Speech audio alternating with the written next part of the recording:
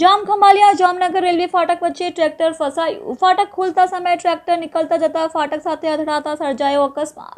ટ્રેક્ટરમાં ભરાયેલો માલ ફાટકમાં ફસાયા બાદ ફાટકને રેલવેના વીજ વાયરમાં ફસાયું। 25,000 વોટના વીજ વાયરમાં ફાટક ફસાતા રેલવે વ્યવહાર ખોરવાયો। રેલવે ફાટક પાસે વાહનોની લાંબી કતારો લાગી। રેલવેના 25 કેવી વીજ પ્રવાહ સાથે અથડાતા બાદ ટ્રેક્ટર ચાલકનો ચમત્કારી રીતે બચાવ। રેલવે વિભાગની ટીમ દ્વારા તુરંત કાર્યવાહી હાથ ધરાઈ। 30 મિનિટથી વધુ સમય માટે રેલવે વ્યવહાર તેમજ ફાટક ક્રોસ કરતા વાહન વ્યવહાર ખોરવાયો। ખંભાળિયાથી જામનગર જતા પ્રથમ ફાટક ખંભાળિયાનું પહેલું ફાટક છે ત્યાં ફાટક હજી ખુલ્લું નહોતું, પૂરું ખુલ્લું નહોતું।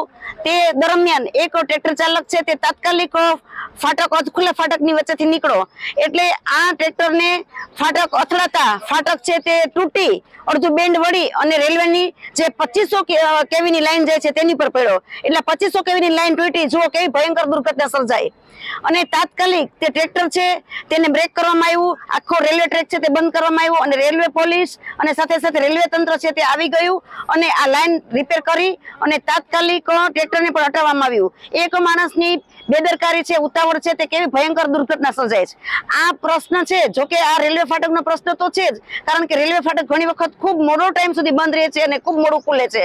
મુસાફરો પણ ખૂબ તકલીફમાં હોય છે, આવતા જતા વાહન ચાલકો પણ ખૂબ તકલીફમાં હોય છે।